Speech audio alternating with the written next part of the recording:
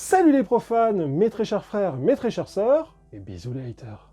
La franc-maçonnerie désigne un ensemble d'espaces de sociabilité sélectifs, qui recrutent leurs membres par cooptation et pratiquent des rites initiatiques selon un secret maçonnique et à l'art de bâtir. Alors la définition que je viens de vous donner, c'est celle de Wikipédia. Si vous regardez en bas de cette vidéo, vous avez en fait la définition, on va dire, connue de la franc-maçonnerie. Sauf qu'on va voir dans cette vidéo que c'est un petit peu plus compliqué que ça. On va parler en 3 parties de ce qu'est la franc-maçonnerie en général, ce qu'elle est en France, et aussi ma vision un peu personnelle, parce qu'il faut qu'il y ait un petit peu du cœur quand même. Si tu es nouvelle ou nouveau sur cette chaîne, songe à t'abonner. Et tu cliques aussi sur la cloche, comme ça tu pourras recevoir les notifications et être au courant systématiquement de toutes les vidéos qui vont tomber tous les dimanches à 9 h. La chaîne French Freemason, c'est, avec respect et humilité, l'un des meilleurs endroits sur YouTube pour pouvoir te renseigner sur la franc-maçonnerie de manière sérieuse, sans se prendre au sérieux. Humilité, c'est dingue quand même, c'est exactement le mot qui définit le mieux mon générique.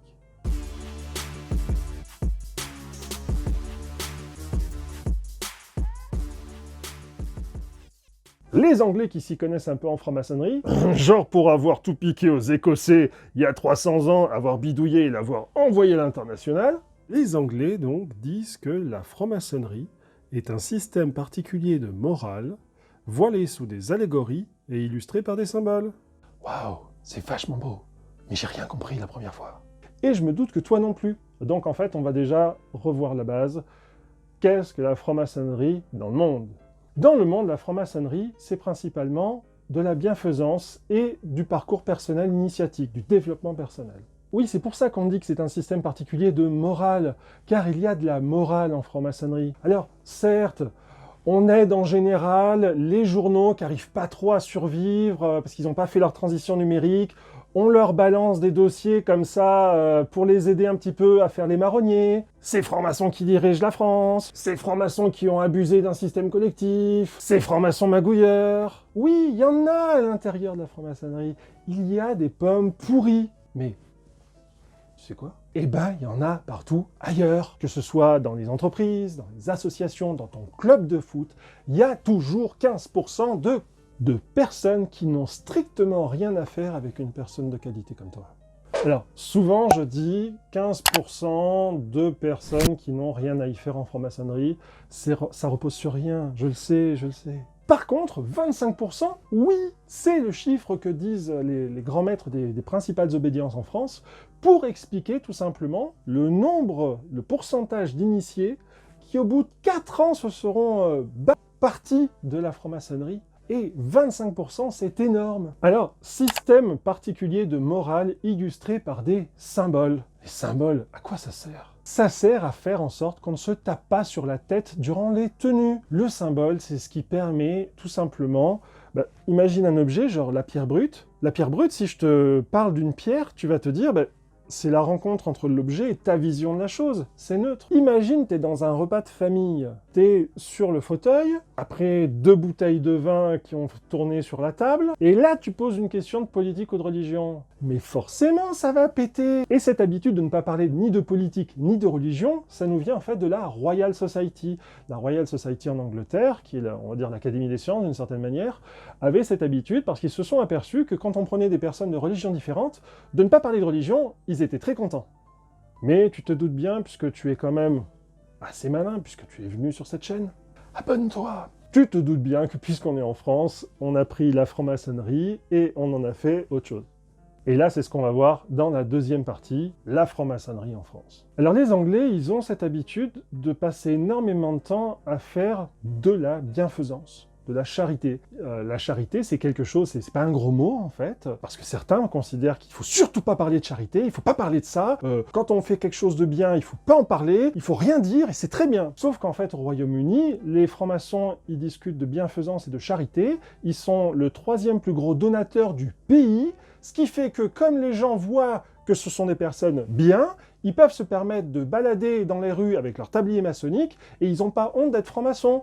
parce qu'on sait que ce qu'ils font, c'est bien. Et en France, on fait des choses très bien pour la bienfaisance, on fait des choses très bien pour aider les gens, mais on n'en parle pas. Ça ne marche pas, bien évidemment. Qu'on retient, c'est ce qui se passe dans la presse, les marronniers, les barbouzes, ce genre de choses, les personnes qui déshonorent en fait l'ordre maçonnique. Ça, c'est ce que les gens retiennent. Oh, j'étais vénère là. Et oui, je viens de donner mon avis, mais on doit faire ça en franc-maçonnerie? Eh ben oui, c'est ce qu'ont fait les Français. C'est-à-dire que d'un système anglais qui va uniquement se concentrer sur les symboles, sur les initiations, sur les passages et les élévations, d'ailleurs si tu comprends pas tous les termes, j'ai fait une petite vidéo qui explique les termes, je mets le lien tout en haut, tu vas voir, c'est super bien fait. Donc, les Français ont inventé les planche sociétale. C'est que tu prends 20, 30, 40 personnes, ils viennent pour assister à une espèce de mini-conférence donnée par une personne qui va réfléchir sur des sujets super rigolos. La PMA, l'IVG, la peine de mort. Plein de trucs très rigolos pour vraiment passer une bonne soirée entre personnes qui se respectent. Et oui, parce qu'en fait, en franc-maçonnerie, on se respecte, on s'écoute, donc on a développé en France cette particularité de discuter sur plein de choses, mais plein d'obédiences ne font pas ça. Il y a des obédiences qui vont faire du sociétal, il y en a d'autres qui vont s'intéresser plus à l'histoire, à l'évolution des traditions. Il y a un peu de tout et son contraire, tout et n'importe quoi des fois aussi. Le tout, quand on est franc-maçon, c'est d'essayer d'être une bonne personne. Parce que la franc-maçonnerie, c'est prendre une bonne personne et essayer de faire en sorte qu'elle soit meilleure. Des fois ça foire. Justement, point numéro 3, ma vision de la franc-maçonnerie. Et là, tu peux te dire, mais le melon qu'il doit avoir, le mec il vient sur YouTube, il vient parler de sa vision de la franc-maçonnerie. On va un peu nuancer. La franc-maçonnerie, c'est du théâtre. Ça permet en fait tout simplement de pouvoir, par le truchement de certaines, on va dire, scènes, ça va permettre de pouvoir recréer des situations pour réfléchir sur sa condition humaine, sur sa condition de vie. Ça offre en fait un moment hors du temps pour pouvoir réfléchir à des sujets qu'on ne voit pas forcément tous les jours. Imaginez une assemblée de 30 personnes où il y en a un ou une qui parle et tout le monde le laisse parler. Ça se retrouve très peu ailleurs. Et quand on a envie d'intervenir, on ne va pas invectiver la personne parce qu'on n'est pas d'accord avec. On va passer par le truchement. Ça fait 2 fois que je dis truchement. On va passer par le truchement du vénérable maître, c'est-à-dire le président de l'association, pour pouvoir s'exprimer. Oui, des fois on se prend le bec. C'est un peu normal, on est des êtres humains, on est français. Mais en tout cas, on se respecte. Parce que le plus important en franc-maçonnerie, c'est quoi? C'est de pratiquer les cérémonies. L'initiation, le passage de compagnon et l'élévation de maître. Il n'y a pas vraiment de gros secrets, hormis 3 secrets. Le premier, c'est de savoir ce qui se passe durant la cérémonie d'initiation. Personne n'aime se faire spoiler un film. Personne n'aime savoir la fin. Le deuxième secret, c'est de savoir tout simplement qui fait partie de la franc-maçonnerie. Pourquoi on nous cache des trucs? C'est parce que vous voulez magouiller? Non, c'est parce qu'on n'a pas envie de savoir qui a vu le film. Et on n'a pas envie que cette personne, elle aille tout gâcher à celui qui l'a pas vu. C'est un peu logique. Et le troisième secret, pour moi, c'est le secret de ne pas dire ce qui se passe dans une réunion de maîtres. Tout simplement parce que t'as pas envie de savoir que le réalisateur, il a choisi tel acteur plutôt que tel autre. T'as pas envie de savoir qu'il leur manque de l'argent pour finir l'année et que dans ce cas-là, ce qu'ils vont faire, c'est qu'ils vont essayer d'organiser un petit truc, un petit événement, une petite choucroute, un petit truc pour faire de l'argent. Non, quand tu es apprenti et compagnon, tu dois te concentrer sur l'essentiel, toi. En tout cas, ma vision de la franc-maçonnerie, et c'est pour ça que je dis ma vision de la franc-maçonnerie, parce que ça n'engage que moi. Ma vision de la franc-maçonnerie, c'est que c'est un endroit qui offre un cadre pour rassembler des gens d'une gentillesse extrême.